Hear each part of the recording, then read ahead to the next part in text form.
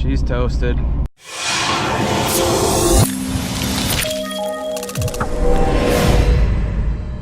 What is going on, guys? So we got a tune for the 350R that should fix the issue, so we're gonna be doing that. But first, we need to clean the car, so let's go ahead and jump on into it. So we are gonna be using Hydro Silex stuff today. We're gonna try it out. We actually tried it out on the beadlock wheels that I have, which I thought they would fit the GT500. They didn't end up fitting the GT500, but we tried out their new wipes, and I'll insert a clip here. Hey guys, Zach here with Mustang Lifestyle. So we have these welds that we're going to test fit on Andrew's fully built GT500. First, we're going to clean them up. As you can see, they got some cobwebs. The chrome finish is kind of dull. So what we're going to do is we're going to use our friends over at Hydro Silex, send us some products. This is actually a new product I'm excited to share with you guys. First, we're going to wash it with their ceramic wash. And then what we're going to do is we're going to use these are actually ceramic coating wipes. So you guys that are going out to car meets or maybe a car show, you can apply these on the spot. You simply wipe on, wipe off. So let's get to it. So we actually picked these things up 6 months ago or so, and they've just been sitting, but these are bead locks, and a lot of people have been saying I need bead locks. These are for a new edge, but it was a pretty race car new edge, and I'm wondering if the fitment might actually be the same for the GT500. Noticing there's not a big, offset right here, although the back spacing might be off, so we're just gonna have to test them. They'll definitely work on the Bullet, because that's what they were for. We got the weld outer bead lock. These just go on there like that. That's kind of what they look like. So they're 15s, and yeah, I think they look sweet. They'd be a good addition. We can put a bias ply tire on here and keep the RTSs for the street.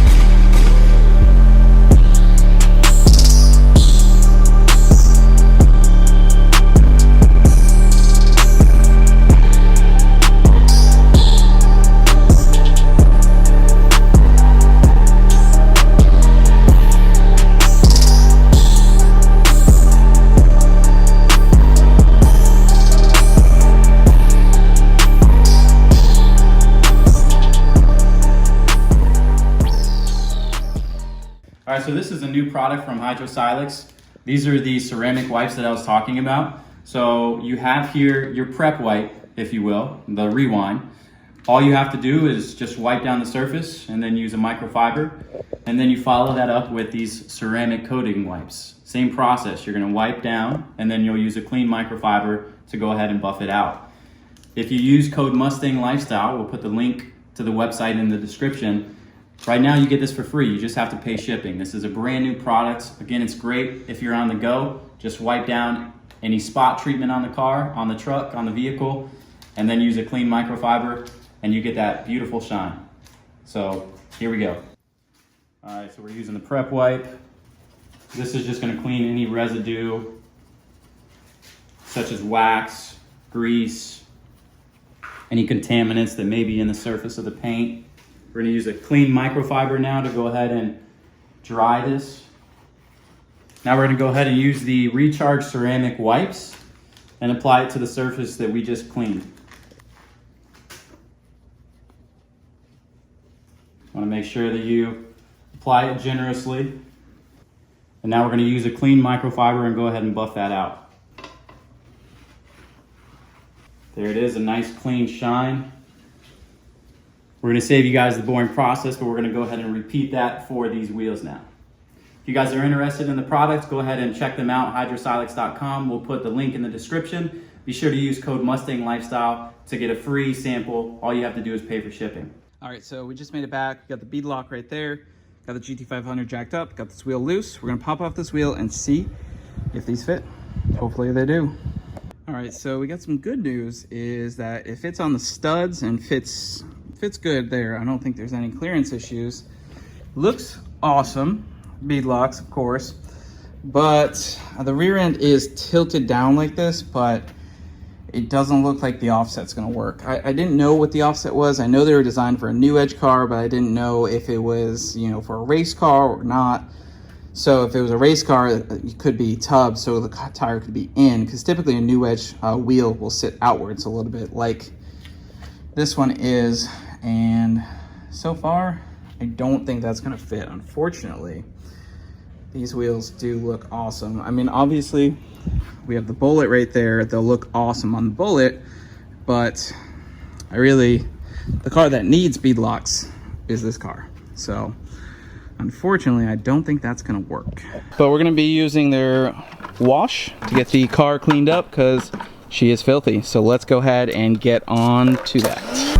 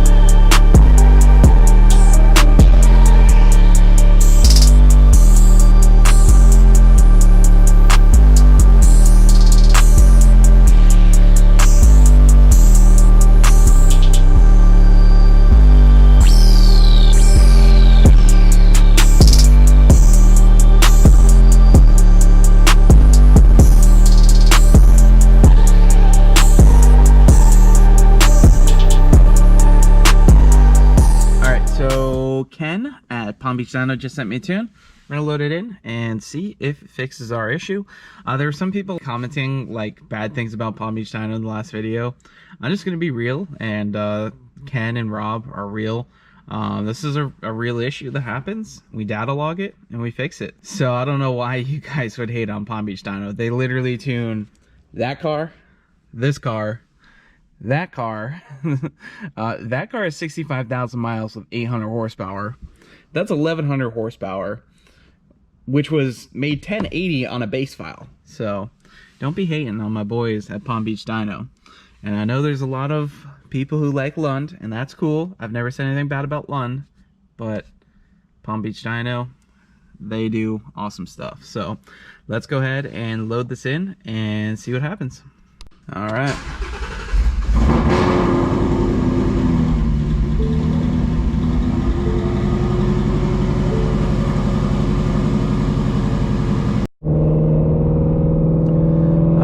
So we got pretty much everything up to temp.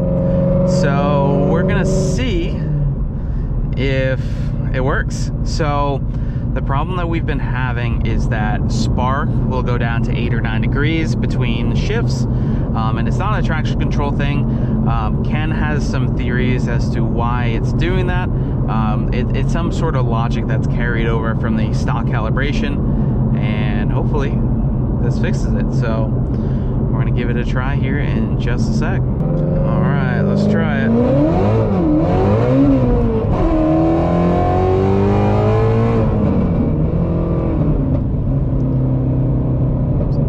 Still doing it.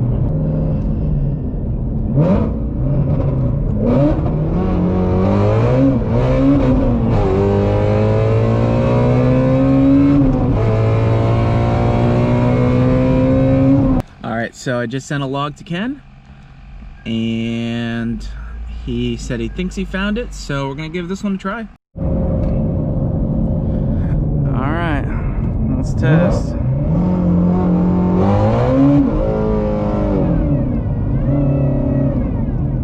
Uh-oh. wrench light.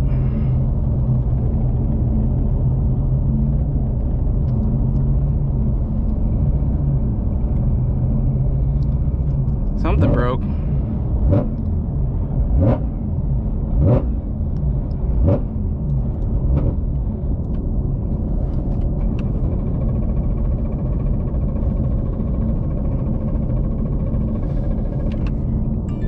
Don't know what happened.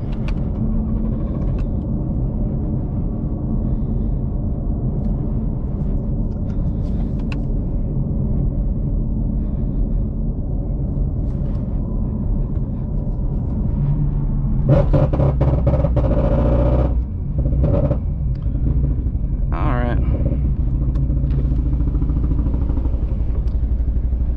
She's toasted.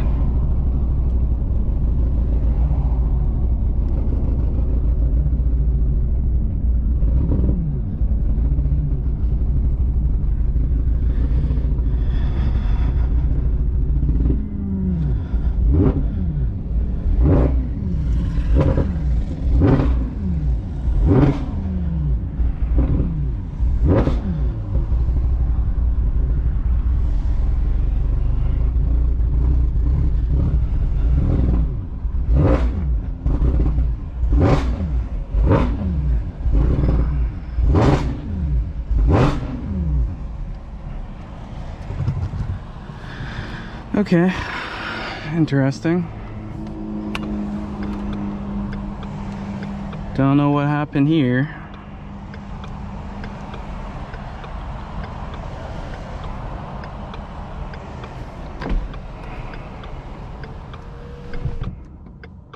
All right, I got some codes.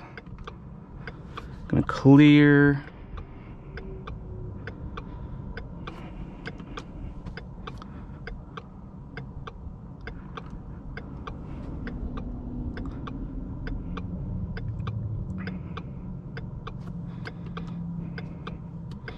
Okay, there's something going on with the throttle body.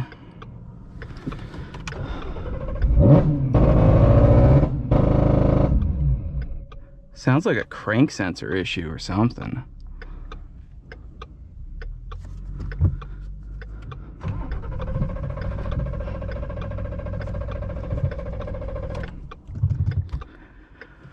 I think it's a crank sensor issue of some sort.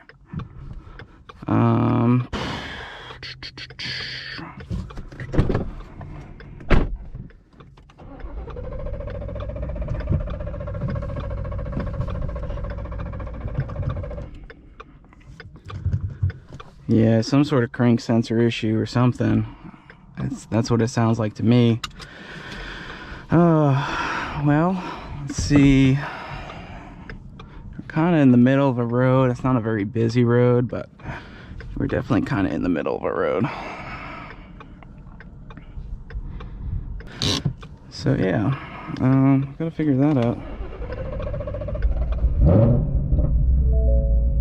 All right, and it's fine. Yeah, this has got to be a crank sensor issue of some sort. Maybe that would make sense. Maybe it's a bad crank sensor that's causing the issues. I really thought we just blew it up, but now it started back up. That's weird. I have no idea what just happened.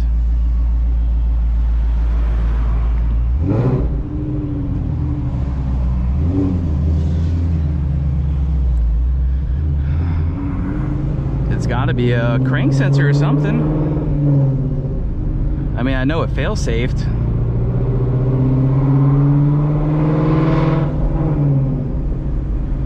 That was weird as hell.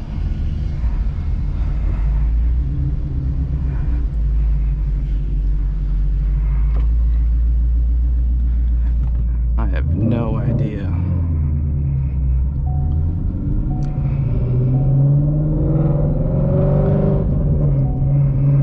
Now everything's fine. I really thought we just blew it up. It was running on like 3 cylinders. All right, so fail-safe obviously went away. I talked with Ken, Palm Beach Dyno, and he said luckily he said that that is what it does when it fail-safes. So fail-safe is basically when a throttle body gets some sort of error or does not operate like it's supposed to and everything freaks out. So I think we're okay. I thought I blew it up. I was about to call someone to get the trailer. And yeah, so we're gonna test third gear, wide open throttle pull to fourth gear and see if the timing stays. And hopefully it does. And then we'll be good, because everything's fine on the car. I've had fail-safe throttle body things happen before, very typical, wrench light, but it's never happened on this car. And I mean, you can definitely tell that the like VCT and everything was just kind of like going out of whack, you know, like crazy.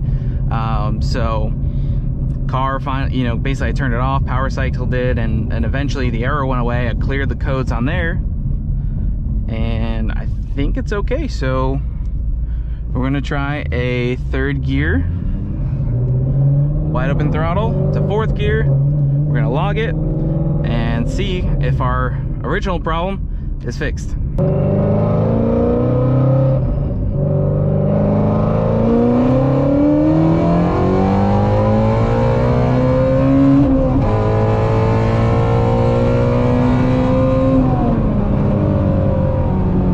Same thing.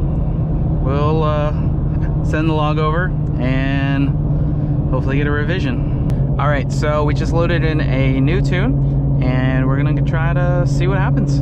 Hopefully it works this time. I do appreciate Ken spending a lot of time on this, but he wants to make it right. So we got a car to test it on and we'll figure out what's going on, and then we won't have any issues with it. And other people too. I'm not sure yet if this is like something on other cars or just this car, but we'll definitely find out for sure. And I do have advanced track off on all these tests, just in case you were wondering.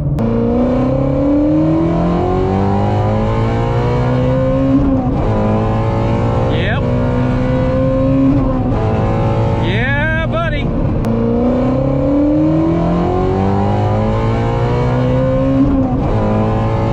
Yep. Yeah, buddy. That worked. Oh yeah. Oh yeah. That felt weird for it to this is an issue that we've been having since we had the car. So that felt really weird. Like I was slow shifting because I don't know what it's gonna do, and it's ripping. That is way different. Let's just get one more pull in here and, you know, just make sure we're good. But Ken, you fixed it. Huge shout out to Palm Beach Dyno, of course. If you guys want to support Palm Beach Dyno, of course you can get tuning from them, but if you just want some cool info or see what they're up to, you know, Ken's been doing a lot with the 2020 GT500. So definitely go check out their channel, which is Palm Beach Dyno. Let's try it in a second. Woo! Yeah, buddy.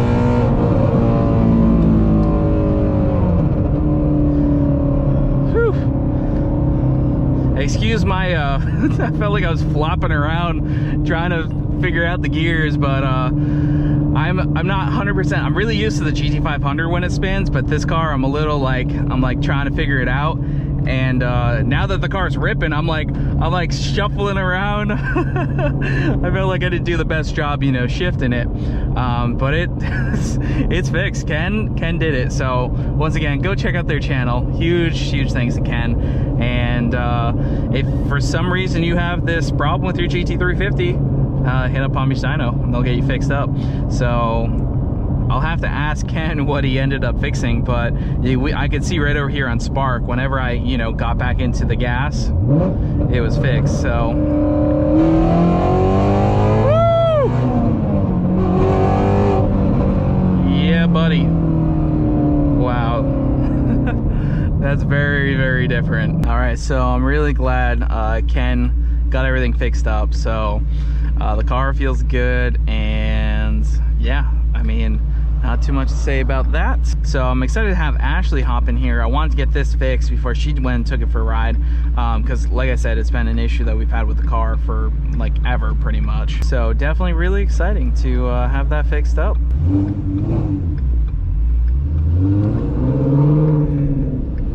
So I did notice some changes initially right away. Is the throttle response,